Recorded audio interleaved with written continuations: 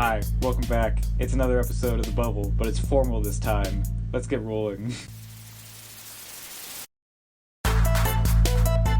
It's another episode of The Bubble. That's Will Lamb.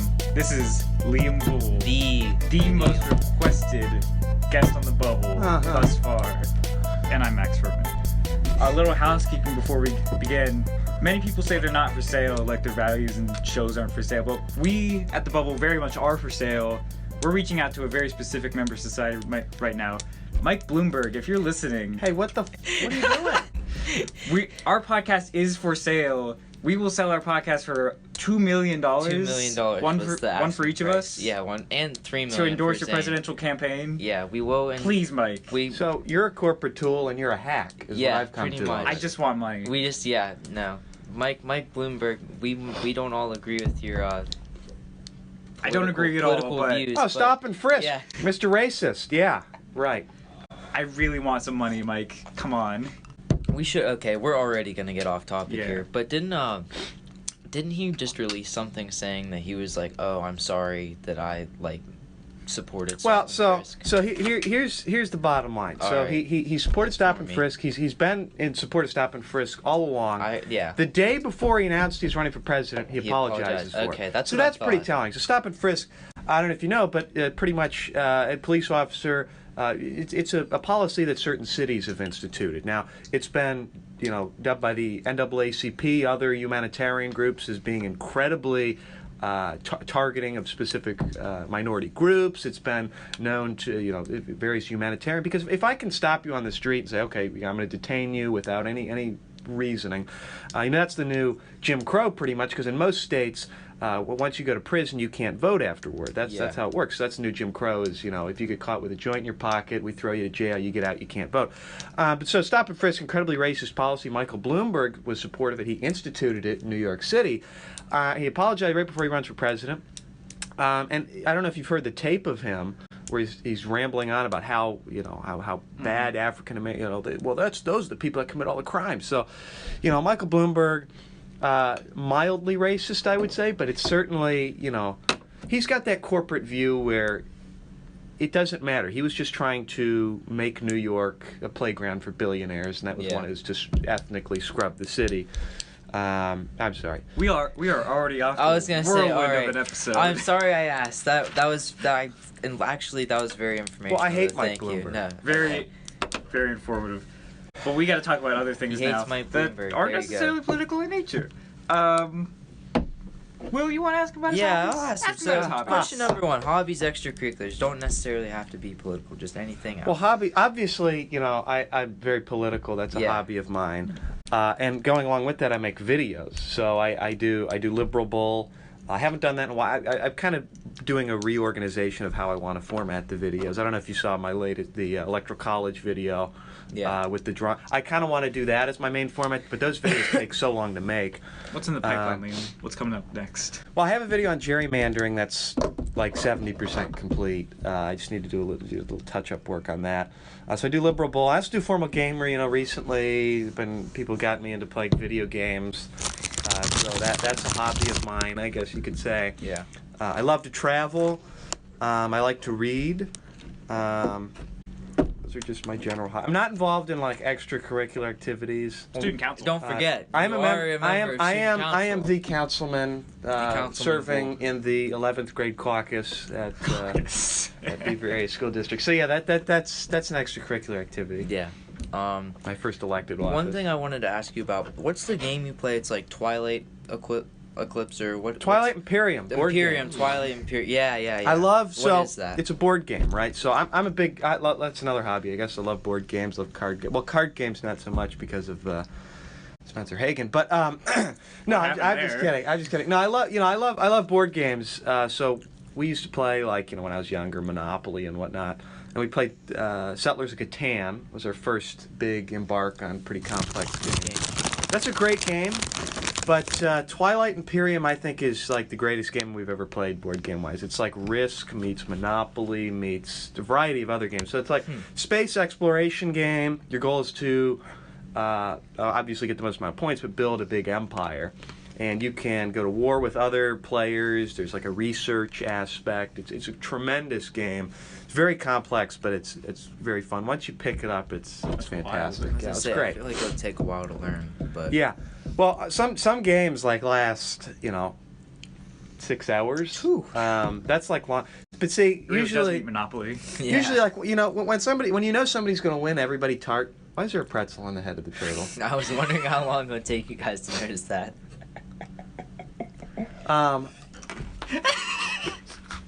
Anyway, so once you know somebody's going to win, you bastard. Sorry, continue. Once you know somebody's going to win, everybody attacks that person. So that just prolongs the game. But it's a great game. It's a great game. And if either of you want to play, we could get you. I was gonna say we might have to stop by. This episode will be 6 hours long. I was gonna say get a post clip of us playing. Being that Twilight this is Imperium. being that this is sponsored by Michael Bloomberg, have either of you poisoned this water? No, Oh, it's straight Brita Tap Water. We were actually sponsored in another video by Brita I Tap saw that. Water. It's all filtered. Don't worry. Yeah. Filtered by wealth. We're not we're not sponsored until we actually get our payment. So Mike Right. Bloomberg, we want paid. Sponsor pending. Number 2, more along the game aspect. Have you ever played Terraria, and if so, would you say it is superior or below Minecraft? I bought it, and it's in Okay. my Steam library. I haven't played it though. Okay. There's a lot of games that I bought that like I'm told are really great. I bought Grand Theft Auto 5, but I can't. It won't run on my computer. It keeps crashing. Are you that's trying a to run it on a shame. Mac or something? No, it's on my Windows, my gaming computer that it Liam, will not run. Liam, you gotta. You gotta get those gotta. Well, I actually digital there's babies, man. something about my graphics drivers I need to reinstall. I don't know, but so I am going to figure that out eventually. But right now I'm doing Minecraft. An Idiot Plays Minecraft Season 2, New World. Season 2, dang, all right. And then we have Long Dark, which I think is a great game. And then I'm doing The Sims 4. Sims 4. Create me and fumble around like an idiot trying If to play anybody out my knows what a life. driver is and wants to help out Liam, Well, I know it GTA. is. So apparently the driver. I did do a bunch of research. So it's the piece of software that takes your graphics card and then makes your computer recognize it. Something's wrong there with that game. I don't know. I think it's because I have a newer card than the game or something along those lines. I don't know. I have to. More tinkering needs to happen. Yeah. But I'm told that game is incredibly interesting. A transformative To experience. say the least. Yeah. Where boys become... I don't know. I just like to drive a car around downtown LA. That sounds, fine by me. That is the best part of But the game. yeah, Terraria, I've heard that it's like Minecraft but 2D, and then there's a lot of like other stuff that's added. The thing I like about Minecraft is, I can do whatever the F I want. I like architecture. So I build I like that aspect about the game. I like exploring and Yeah. What is the doing build you're most whatever. proud of? I built Taipei 101 in season Really? 1 of An Idiot Plays Minecraft, and I'll survive. Everything's done. No creative, shenanigans. It's all done in survival. Oh, wait, so you build in survival? Yes. Wow. Yes. And I'll tell you something. He's hardcore. If creepers are like, if you've ever seen my worlds, there's like I torch, every inch of it because I'm so terrified that some creepers come along and destroy my hours of work. But so yeah, I built Taipei 101. My house in season 2 that I built, I'm very proud of. It's my background now.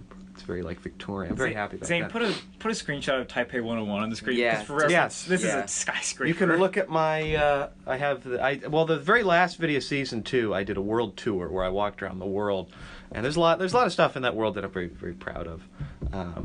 So I like building, and that game makes that possible.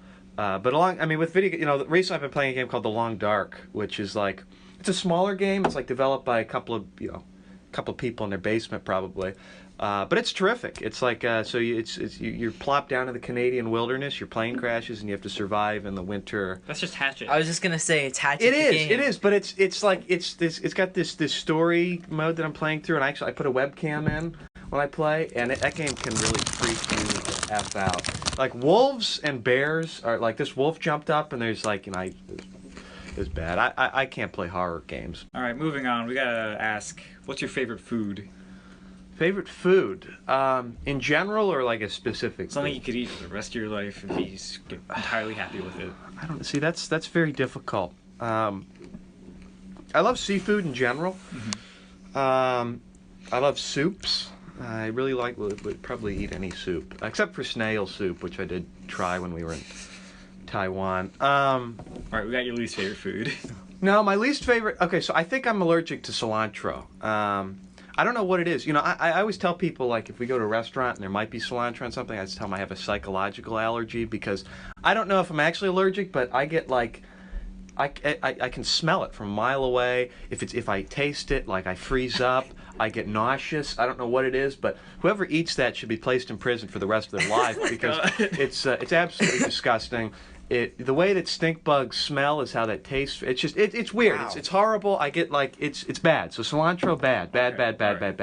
Make it illegal but you can't do that. But yeah, I don't like cilantro. As far as my favorite food, I don't know. I really like salmon. That's cool. Solid fish. Sushi. Yeah. I don't know. I'm trying to think. What did I have recently? Whenever my Chicken mom... marbella. That's what it is. What is chicken? It's a Spanish dish. It's chicken, but you cook it with prunes and olives. I don't eat the prunes; they're just there for flavor. You cook it with like prunes and olives, and it's really, really good. Chicken. I think that's my favorite, actually, chicken marbella. So I'm gonna say that when my mom tries to get me to eat something I don't like. Yeah, I have a psychological yeah, no, that. Yeah, that. Do you tell the waiters this? Yeah, like I do. No, I do. I like because they always ask. Usually, if I say, can I not have cilantro? They say, oh, are you allergic? I'm like, it's psychological allergy. But that's I really will eat pretty much anything. Chicken wings are another thing that they're barbaric and I don't they're just it is disgusting. You mean like wings like that you get like a dozen. You get a dozen wings. Like you don't. I can't eat chicken wings. I mean, I could. No. I'd be fine eating them. It's just I prefer rather not. Like finger food, like finger foods in general. No. I'll eat pizza or French fries are fine, but something about wings just kind of it's beyond the pale for me. So do you like the chicken itself, but it's just like the method of eating it you don't like? Yeah, sure. I mean, I have nothing wrong with the food. And again, like, I'll eat pretty much anything except for cilantro. And snail soup, actually. Well, there's some, like, obviously obscure foods that I might have difficult... Although I did try or guinea pig. It was guinea pig. When we were in Peru, it's kind of a delicacy there, so we went to a restaurant and we had guinea pig. It just tasted like generic meat. It wasn't that special. But, like chicken. Everything tastes like chicken. Exactly. So that was that. If Emma Over is watching, I'm very sorry. But then, fun fact about food, I live in Western Pennsylvania. I was born and raised here, but I've never eaten at a hot dog shop. Really? And people, people like Tanner Hessel, we got to take you to the hot dog, but he's never done it. He's never done it, and for the past like 3 years, we're going to take you. We could take you to the I was hot gonna dog say shop. post interview. I didn't bring any money. I'll take you to the hot You dog. could film that too. Yeah, but I've told that it's great, but like I've never eaten. Again, I'm a pretty like. Am I allowed to? I'm a pretty healthcare. No, yeah, you can swear. We're gonna bleep it out. Yeah, it's fine. I'm not. Like I love my state, but like this part of the state, it's like you'd never think I'm from here. So like I've never been to a hot dog shop. Egregious. The Pittsburgh accent like is just obnoxious. It's the accent of the working class, Liam. I understand that, but like it like they just blend syllables. Yeah, it's crazy. Well, it's better than like the Southern accent. Pure Pittsburgh is like George Bush. It's definitely there, but yeah, I know what you mean. I'm from Texas, and I tell you, I love my state. So but the accents. I have kind of I have a big interest in accents, but the Pittsburgh, Not a fan. bridge too far for me. Zane, put whatever the study of accents is called. What is that? I don't know. Definitely That's There is a term. That's why I'm asking to put it on the screen. Yeah, I Right. can't think of it. Right. Damn. Favorite and your least favorite thing about living in Beaver.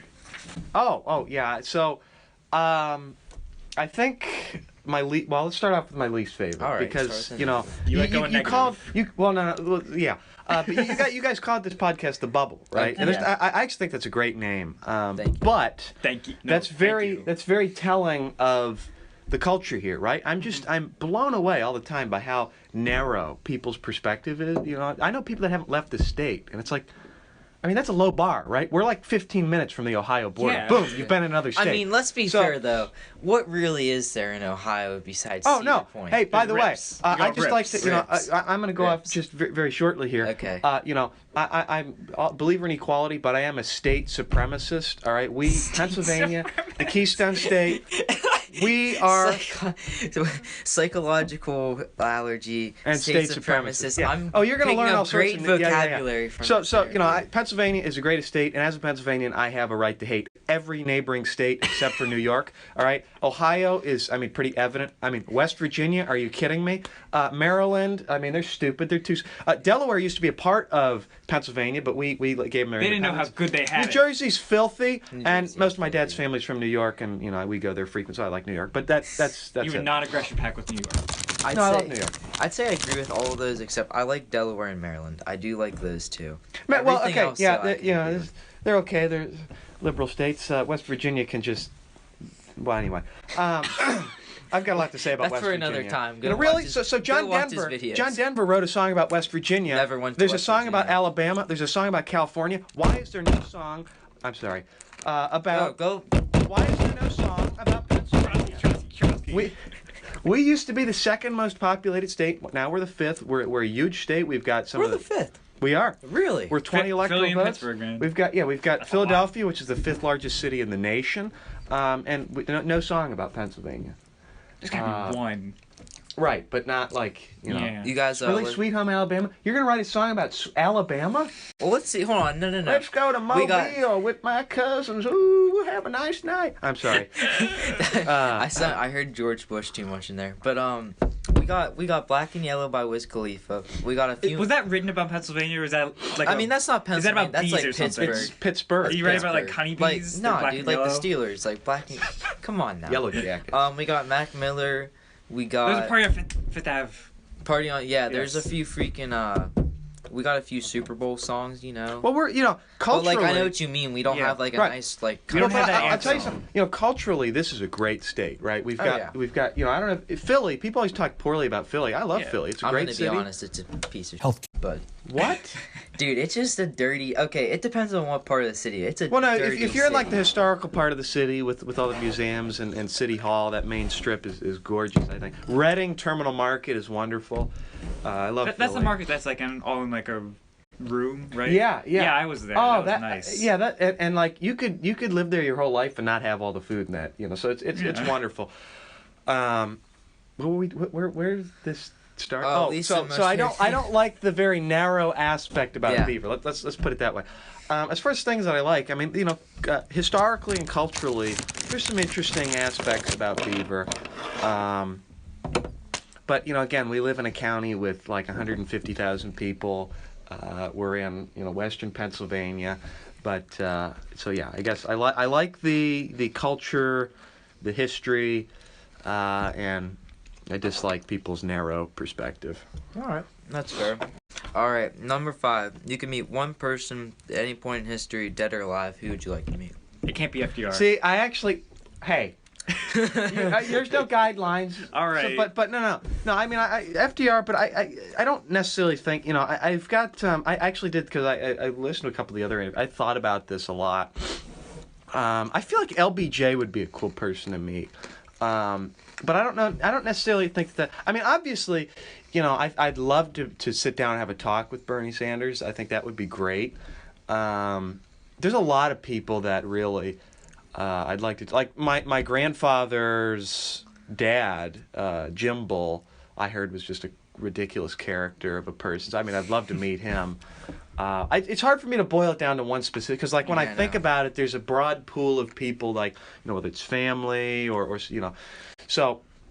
Or somebody that's famous. You'd like to have a politicians. banquet with dead people. Yes, I would actually. I'd hold like a summit, right, and just have like all the dead people I'd ever want to meet there, right. So I don't know. It's hard, but I think if I were to pick one, I think LBJ would be a cool person to meet because he was. I don't know if you've heard some of his phone calls that he's had with people, but he was the potty mouth of a president. Really? And, oh yeah, he would call Senate because like LBJ is actually one of the most underestimated presidents in American history. Other than Vietnam, he was a fantastic president. I mean, he passed civil rights, he passed Head Start, he passed Medicare and Medicaid. And those are things that Kennedy would not have been able to pass. You know, LBJ was a master legislator, but Vietnam was just such a crippling blow. I was just going to say, like, everything, like, I respect everything you just said positively wise, but right. like Vietnam, no, that crippled, you know, that crippled him. That crippled him. And you know, I'm on that train that Kennedy was the main aggressor there, but LBJ, he could have done things to stop, but he didn't realize until we were already halfway in it, and then he just kept pushing. It was horrible. But Nixon, I mean, you know, Nixon isn't much better, and Nixon is a. We got poll questions. Yeah, do you mind if I read the first poll question? Yeah. So here's the thing, we got a lot of poll questions, and some of them were better than others. So we picked 3 instead of 2 because there were so many, and we'll go through. We'll read the other ones, but like you don't have to answer, and probably shouldn't because then we'd be here for a while. Right. But we have 3 main ones that we like 20 questions. Josh Fox submitted no questions. No questions from Josh Fox, surprisingly. No. But we have 3 that we want you to answer, and then we'll like do an honorable mention of all the others. Okay, all right. So Max, take it away. Jonathan Bickerton, Dig Bick, he asked, "What was your worst customer interaction so far at Shop and Save?" Oh my God, there's several that come to mind. I told you there. No names, please. Okay, so well, I'm gonna mention like 2. All right, so right. I'll tell you this one. So. You check out, and then there's like, you know, there's an area, and then you're supposed to walk to where the sliding doors are to get out, right? But there's a small, like, commercial door that's, like, dead straight of the registers, but that's an emergency exit, right? Oh. So you're not supposed to use it, and so the first couple days that we used it, there was nothing. People were using it, but then we got an alarm fixed to it, and we put a sign there, and so. You know, obviously, if you know, I said you opened a can of worms by letting them use it anyway. So now people that come through, they want to use that door. But so you know, it's like a couple weeks into alarming it, most people aren't going through it anymore, and you know. But then this one, you know, jackass comes through, all right, and he goes up to use the door, and I think it was Eiley Schaub comes over and says, no, you can't use that door. The alarm will sound, and he's got his back to the door. He looks at the other doors. He goes, I can't walk that far. And he like goes out, and the alarm goes off. My manager Shelly comes out. She's like, "What's going on?" And then Shelly peeked her head out the door and like made a face at this guy, and then like so it was just this big commotion. It's like, what kind of inconsiderate healthcare does that, you know? So that was the one. I had to. So I hate everybody that comes through and wants to pay with a check because it's such a pain of a process. Oh yeah, no, plus writing a check at the cash register. Well, who does that? I mean, what was this? It's 1985 now. But anyway, so with people that come through with a check, and this one person said, "Well, I want $20 on this check. I want this on my EBT card, and I want the rest on my credit card." So that was like, and by the way, she had like 2 carts full of stuff. I was gonna say, I'm sure she had. So this individual probably took like 20 minutes. It was incredible, and I was the only one on register, of course. So people are getting puffy behind her, and it's like, well, so that was incredible. I've had some. Oh, one time I was there with Jesse Schaub on register, and these guys come through, and everything goes fine. Their order goes through. He got the receipt prints. He picks up the receipt and goes to hand it to this guy, and that guy says, "I wouldn't touch that if I were you." Like, what? And so he told us that like all these EPAs that are in receipt paper, and it's really bad for you. So it was, it was weird. EPAs what is an EPA? Or not EPA. I forget what the acronym is. I don't know, but it's a chemical. Like a harmful substance. Yeah, it's a chemical. It was what they found in water bottles. That was no. DDT, killing the eagles. It was what was in water bottles that was found to be cancerous, and so but apparently it's in receipt paper. I don't know. I've had like a lot of experiences at work, just kind of nutty people. So there's that. Next one was from Haley Jones, and she asked, if you had 10 seconds to talk to Bernie Sanders, what would you say? 10 seconds? I know, it's not a lot of time. I almost had 10 seconds when I went to his rally. I got to shake his hand. Which hand? You can't wash it. I want to see which hand. It was this hand. It's been washed. It's been washed many times, but 10 seconds. What do you smell like? Let's see. Could I be your VP? No, but I don't know. I don't know what I see. I need more time. I'd ask him if he had more time, probably. 1 Ask him more. Get going, Liam. It's like the genie. Like my wish is that I want 3 more wishes. I know. That's such a 10 seconds. I'm gonna start like now. Right, I'd probably ask 2, him 1. I'd probably ask him oh my God. Okay, you guys need to stop doing that. I'm not gonna be able to come up with a train of thought. I'd probably We're just ask training him you for the moment when it comes. I'd probably ask him how it is being an independent but caucusing with the Democrats, and how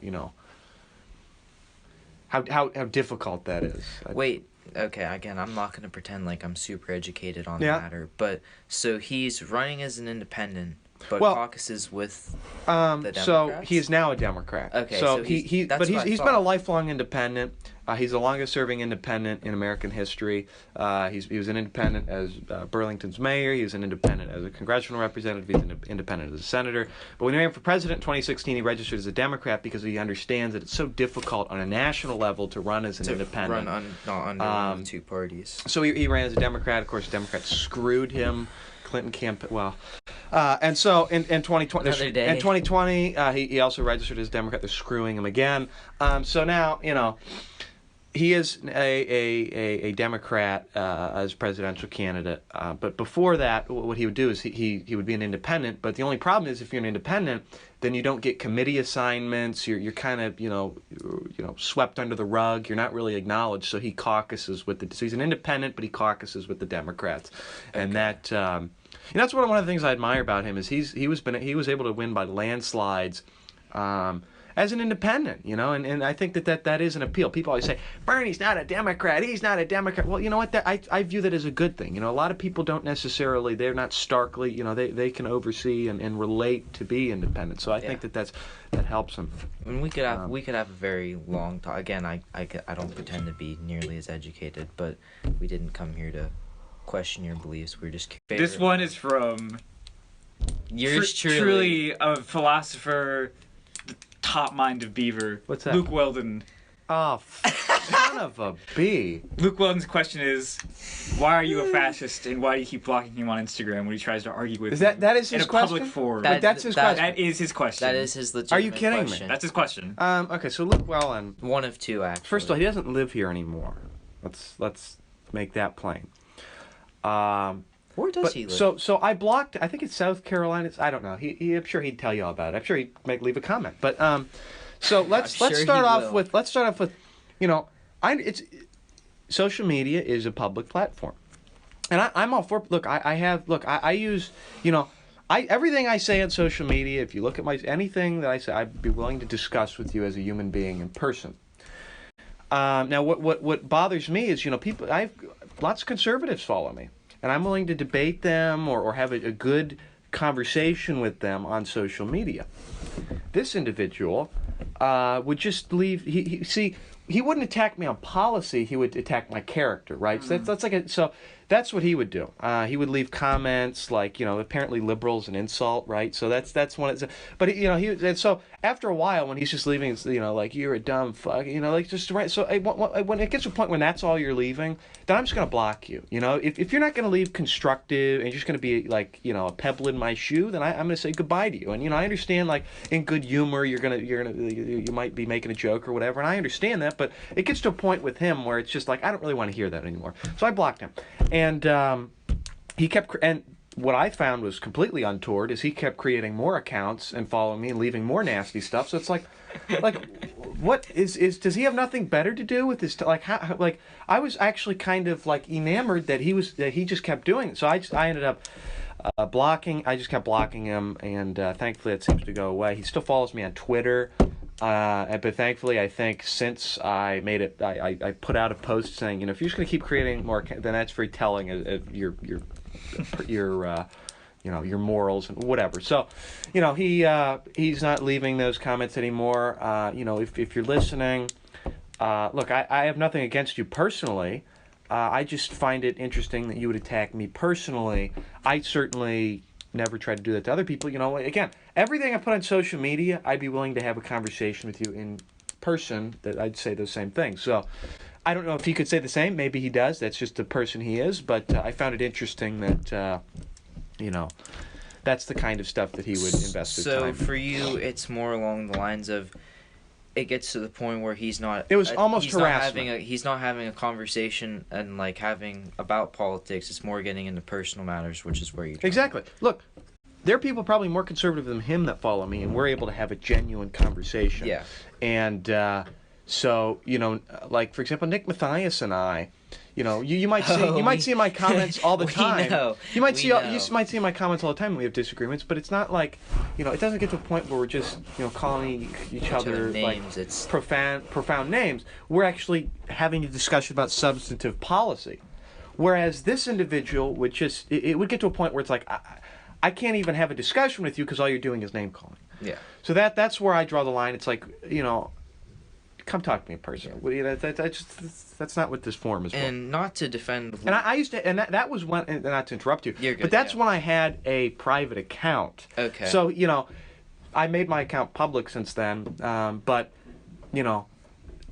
and so he would say, well, why would you block me? It's like, well, I have a private account on a public platform. That's how that works. So, but that's just how it was then. Things have changed a little bit now. So that's probably why he phrased it in the way that he did. I don't know. Yeah, I'm not him. Not to defend him, but Right. I think one of his points was, I think it said something about, if we want to pull up the exact, I think it said something about deleting comments. I think one of his things was that he feels you're deleting comments that maybe prove a point, but then right. you're deleting them so that it looks he's not making a point. He might think that. But again, I've left all conversations with, like, say, Nick Mathias or other people intact. The only comments I've removed is when he is just either cursing profoundly or, saying obnoxious. Those are the comments I would delete. And sure, might he make a point somewhere in between those? Sure, but it gets to a point. And again, like I said before, I would have arguments with other people, and you can actually go back and look at those posts, and that entire comment chain is intact. But if people were just being untoward, then I would remove those comments. And again, that's the power that Instagram gives me on their platform. So I'm just utilizing that feature. Okay. I'm not trying to censor conservative viewpoints. Yeah. Okay. I'm one of the biggest believers in free speech, which is why you got people like Alex Jones. People want to remove him from YouTube, but it's like, no, he has a right to publish there. Look, he's a horrible human being who, anyway. That again, yeah. Let's keep moving. Yeah. So do you want to give a shout out? Yeah, I was gonna say. So those are our three that we chose, but we'll read you the other ones and say who sent them Let's do a lightning round. Yeah. Lightning round. That's hard. Okay, lightning round. Do we want to try a lightning round? Sure, let's try. All right. Starting at the beginning. BASD meme page, aka Jade Nemrick. How does it feel to be a communist? Short answer, I'm not a communist. Okay, fair. BASD meme page again. When is he running for president? 2044. I like it. Nick Mathias spam. What do you think of backpack Hitler's? Funny. All right. I think we can all agree. Okay. JB, we did that. Christoph, why are you anti-woman? I am pro-women. I love women. I'm a believer in women's rights, and I'm a feminist. Boom. All right. Christoph, want to come to church with me sometime? Never. I'm a theological target. Moving on. I've been to church, actually. Keith Kessler, what's his opinions on Nancy Pelosi ripping up Trump's State of the Union speech? Childish. Nancy Pelosi is a camera pig and a corporate goon. All right. I could say more, but I'm not. Interesting. All right. Luke Weldon, we did the fastest one. Luke Weldon again. Also, why does he want the Electoral College abolished? Is it because Trump got elected? Watch my video. What's the video, just for specific citing purposes? It's on Facebook. It's on Instagram. It's on my YouTube page. It's just called. Actually, I don't know what I titled it. They didn't put the video up. Yeah, we'll find it. It's got the. I forget what I titled it. Damn it. No, but it's the only Politics Illustrated video that I put out, and I'm actually most proud of that video. Okay, Politics Illustrated, go look at it, Luke. Electoral College. That'll answer your question. We did hers. Hannah McGill, what are his thoughts on the war on drugs implemented during the Reagan era?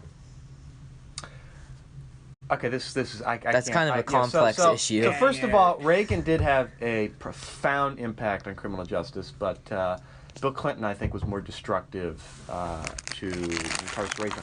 Overall, I'm a big believer in. I'm very libertarian left, so I think that that marijuana should be legal. I think that, we call ourselves the freest country in the world, but we have 5% of the world's population, but 25% of the world's prison population. We incarcerate more people per capita than any other country on the face of the planet. Somebody gets arrested for marijuana in the United States every 42 seconds.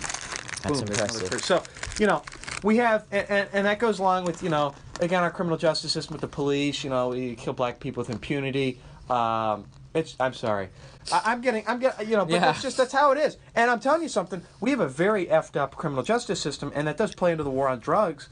The problem is both political parties in the 90s, after Dukakis lost by a landslide, the Democrats had to get really tough on crime, and the Republicans got even more tougher on crime. So now we have this stranglehold where, and then Bill Clinton, the biggest thing that Bill Clinton did was he privatized prisons. So now it's a business to lock people up, and there's a lot of corrupt, police department, like Pete Buttigieg, who's a tool. That's what his police department was doing, was they had businesses with prison industrial contractors, so they kept jailing people because it was making them money. So, and the government subsidizes it all, so that's wonderful. The war on drugs is screwed up in this country, and we need to address the criminal justice system, which will in turn address that issue. All right, we got 3 more. There you go. 3 more questions. Okay. No. There's one more. Real God chat. Would you sell out your Instagram page to Bloomberg, as we do, or trying to? Well, no, I don't think I could. I could never. Oh my God, I'd spit in his face. All right, there you have it, folks. That about wraps it up for our poll questions. We'll be moving on now. We all know Liam's real big into architecture. He makes buildings and stuff. What's your favorite style of architecture, and why is it brutalism? What? Brutalism architecture. Okay, Beautiful. so my favorite style of architecture. I don't know. I want to say it was that Craftsman period right before Art Deco. So.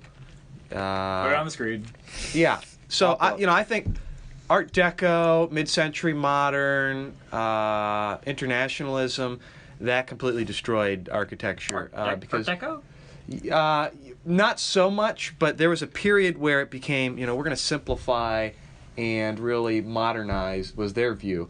But what we really did was we destroyed a lot of architectural culture within that time. So, you had a lot of again, they wanted to take something that was very ornate and simplify it. And it was kind of during that utilitarian. It was a lot of overlap between culture and style and all different sorts of things.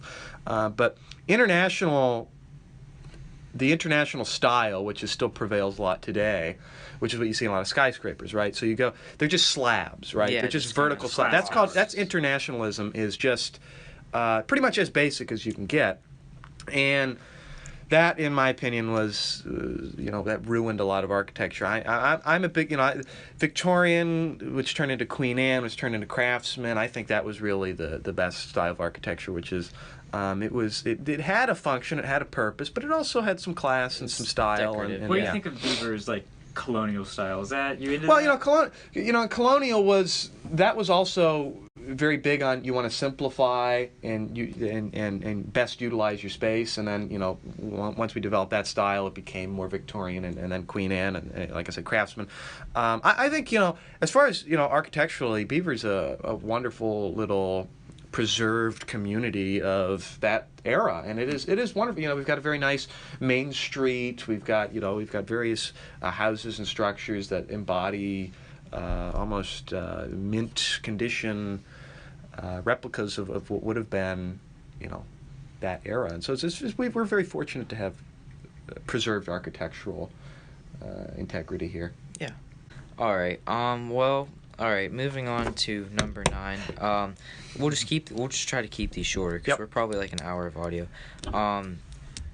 Heritage. Can you tell us about family heritage? Well, along with me talking about heritage, I'd like to talk about traveling as well. But so I'm a family of immigrants. My mom's from Taiwan. She's an immigrant from Taiwan.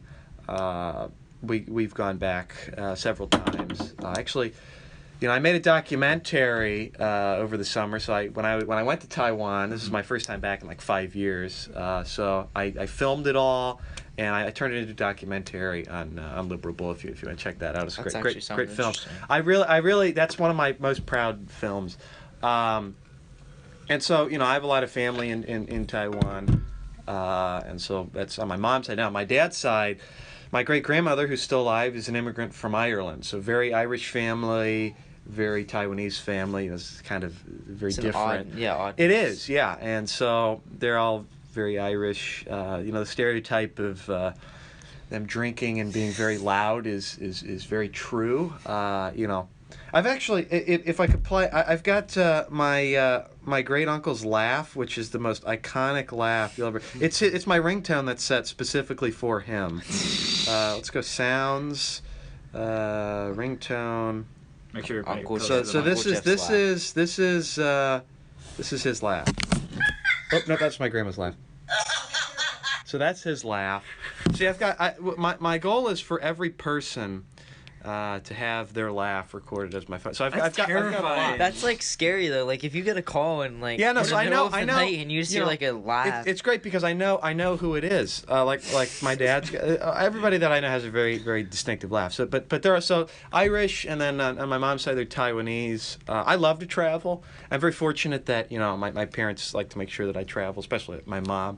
Here in the States, I've traveled quite a lot, especially here on the East Coast.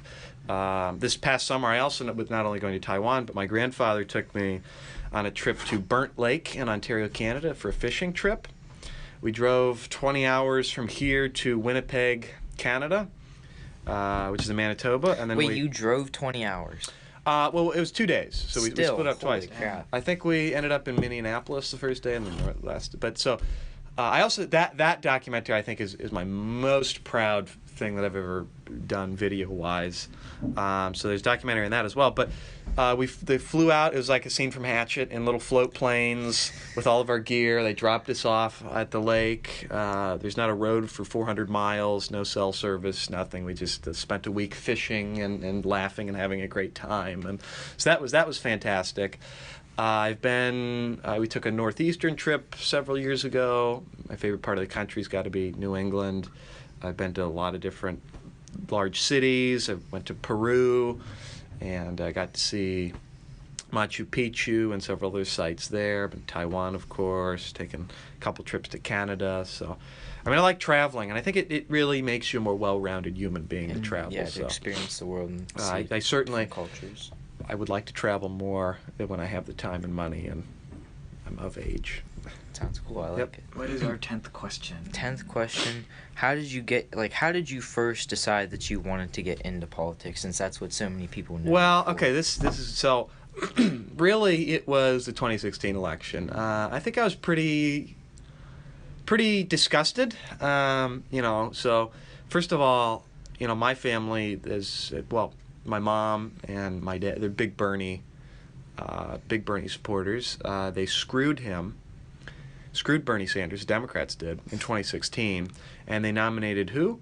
A corporate crook who, right? Everybody thought, Donald Trump's the most unelectable candidate. Well, it turns out it's Hillary Clinton because she lost to a game show host, okay? So it's incredible to me, but, I think my parents are good barometers of what went wrong. So my mom and my stepdad went out and voted for Clinton, held his nose and voted for Clinton. He hated Clinton, but he voted for her.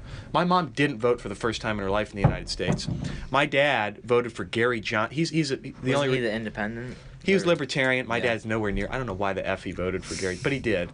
And my stepmom didn't vote. So, for first time, and that's usually they fall in line, vote Democrat, just no matter what. But this was, that was their stance was, this whole vote blue no matter who did not fit this election because especially my mom just despises Hillary Clinton. And, that's ironic because she's supposed to get the women out to vote. Well, it turns out Trump won the women vote. Oh, what the F? So, so that's an issue. But the 2016 election, I was very observant as to, I wanted to learn more about what happened because we elected this idiot who didn't know his asshole from a hole in the ground.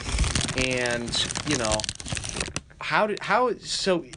I became, I did research, and I had always kind of knew that I was a little liberal, but I read, which I would bring the book, but the book I loaned it out to Mr. Hazuda. Listen Liberal by Thomas Frank is possibly one of the greatest books ever written. And, he wrote a lot of other books, like What's the Matter with Kansas, which is very critical of conservatism. But Listen Liberal really kind of, I don't want to say it radicalized me, but it's certainly because, it's very critical of the Democratic establishment and how they're very beholden to the same people that the Republicans are, the corporations, the military-industrial complex, big pharma, that sort of thing. And so, and since I'm a big progressive, I kind of have been. And, my biggest issue has been, and one of the main reasons why I started a YouTube channel is because the mainstream media in this country is just deplorable. We have media corporations that are being bought and paid for by the same people that are buying our politicians. And it's interesting, usually it is the job of the journalist to hold the politicians' feet to the fire, right? You're supposed to be asking them the hard questions, but then you have a progressive on. I saw Premal Jayapal, who's a congressional representative from Washington State, she's fighting for Medicare for all. She's the one holding the journalists' feet to the fire. In what kind of crazy world am I living where the media companies have to be regulated by the politician? So, and that's the incredible thing. I saw CNN. When there's that whole Iran controversy, we're going to go to war with them, they had this general on to talk about what we should be doing. This general was advocating for war, even specific bombs that we should be using against Iran. It's like, why is that? Well, if you look up this guy, you'll see that not only was he a general, but he's also he's a contractor for General Electric. Now, if you know anything about General Electric, they're a defense contractor. So really, he's a defense contractor on CNN, supposed to be giving you the straight dope about the Iran war. And so, you just see all these conflicts of interest, and why? Because they're in it for the money, right? Washington Post, see they all smear Bernie Sanders, smear progressives. The media companies are bought and paid for in this country. It's incredible.